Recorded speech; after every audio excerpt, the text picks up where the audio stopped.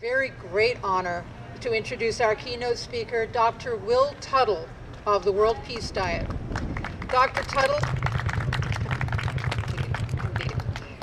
everyone knows Dr. Tuttle. He is a renowned speaker, an educator, and an author of the international bestseller, The World Peace Diet.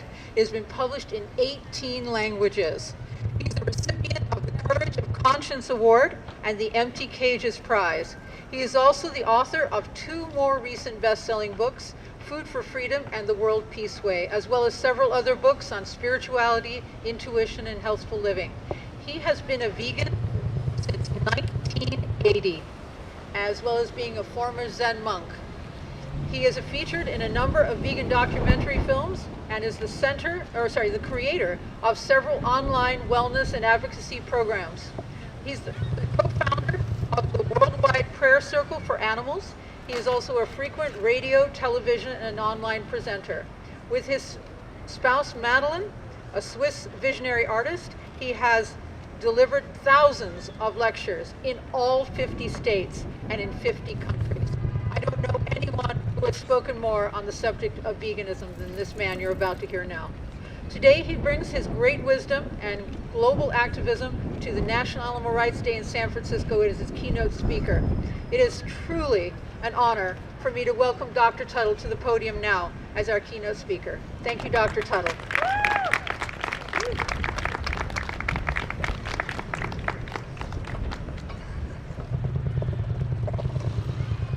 Have a big hand for Alice and everyone who helped set this up. It's really a delight to be able to share this. Thank you all for joining us. And gosh, you know, let's have a big hand for all the speakers. They were really terrific. We are so honored to be able to be here and to share these ideas. You know, the fundamental thing I think really is that everyone is repeating over and over again, underlying the fundamental message of animal liberation, is that we're born into a system where from the time of little infants, we're indoctrinated into seeing non-human beings as just property to be exploited and used, and that deeply wounds us as individuals, causes tremendous suffering to the animals and to us, creates a society of injustice, inequality, war, conflict, and disease and misery in many ways. And so we're doing, I think, the one thing by gathering here today and emphasizing and encouraging this message to positively transform our society. This is going to the very root of the problem. It's the most beneficial thing anyone can do. Is this okay? I think. Is it better in here? It's okay. Okay.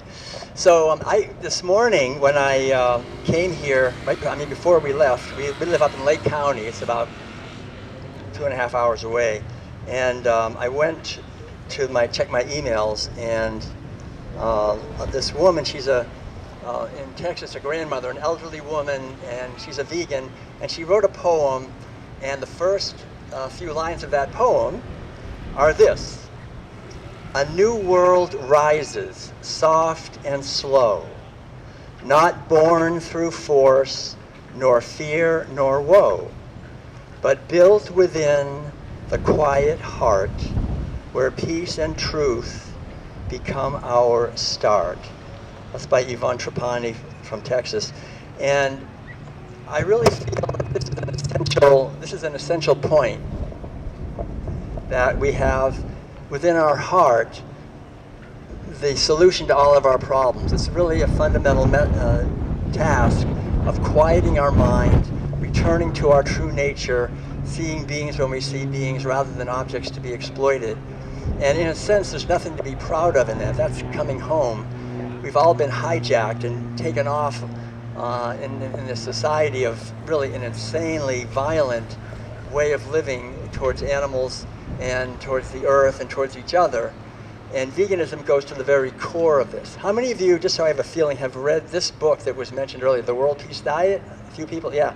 So, in this book, basically the idea really, behind this gathering also, is that this has been going on for a long time. Animal agriculture goes back 10,000 years. It has an enormous momentum and inertia, and every institution in our society is marinated in the underlying idea that animals are here just objects for us to use.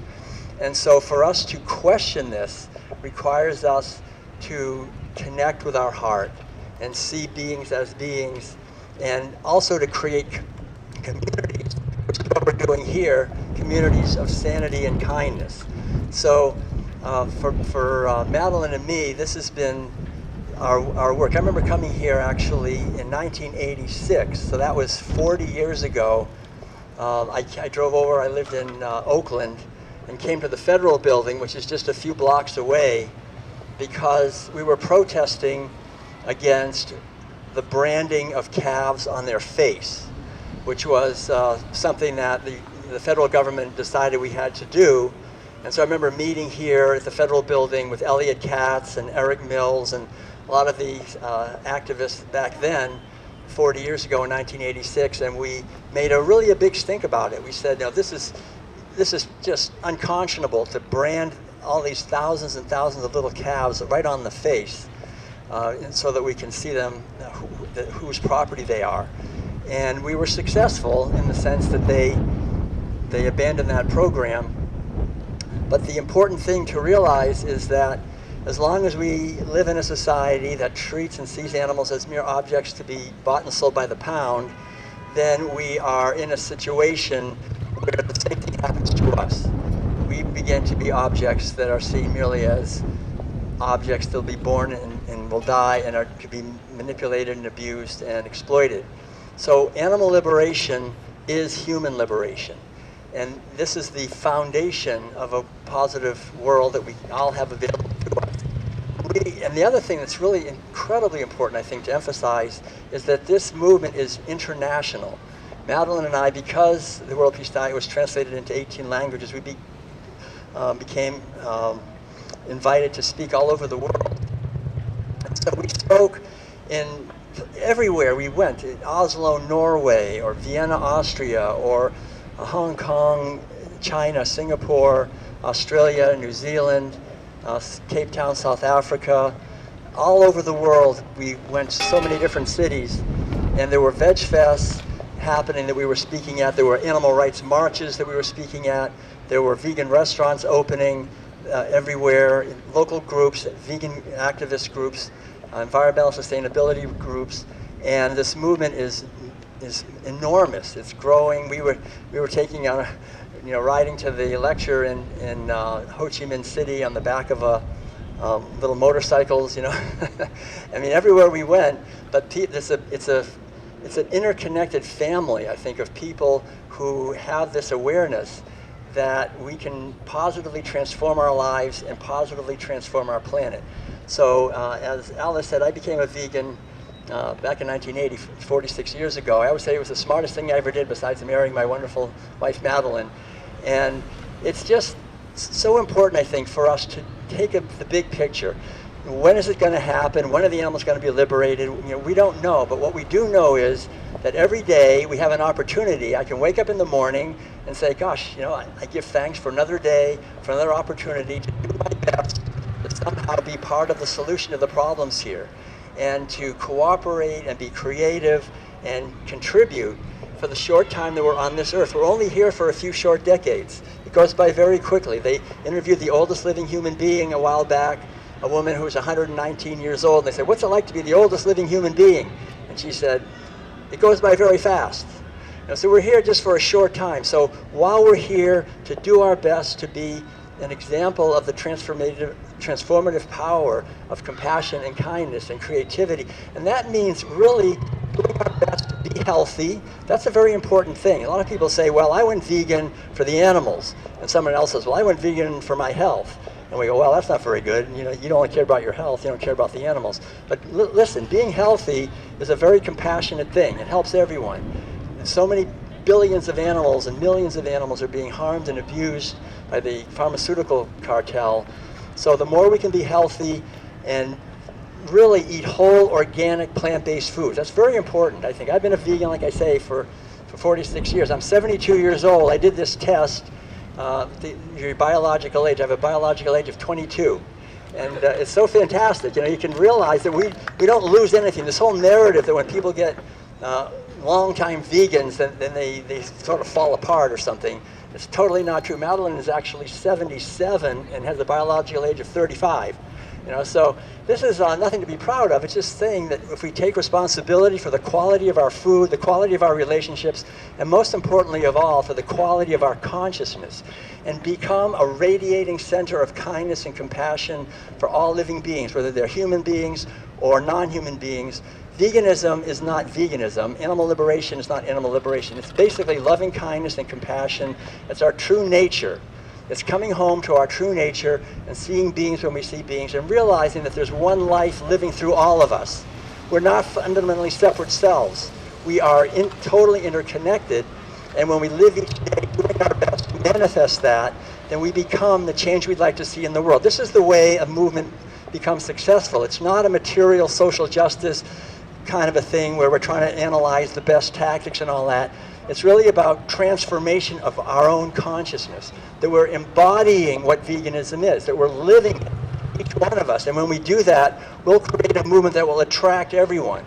And that's the most important thing, I think, is to realize if I try to change someone else and say, well, you're not a vegan and I'm a vegan, I'm going to change you, that's violence in a very real way. Because if someone came up to me and said, well, you're not the way I am, I'm going to make you like me, the natural tendency is to fight back. That's a natural, healthy tendency. So the whole idea, I think, is to realize that we should not try to change other people. I can change myself, but to change other people, the best way to do that is to plant seeds, and we can do that. We can plant seeds by our actions, by our words, by our thoughts and gestures.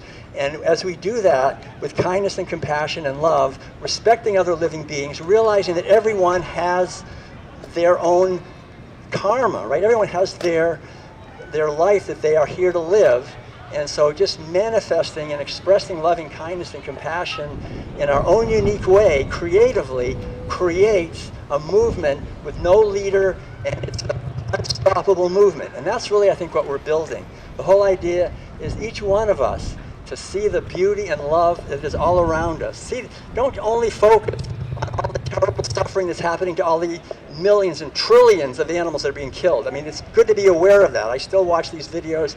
I've given probably more lectures on promoting veganism than any human who's ever lived. I mean, all over the world, that's all we've done, over 4,000 lectures. But the idea is that that's not the point. The point is to see the beauty of nature, to take time every day to see the beauty of animals, the birds that are flying, beauty in each other, and celebrate the beauty, because we get to the goal by focusing on the goal.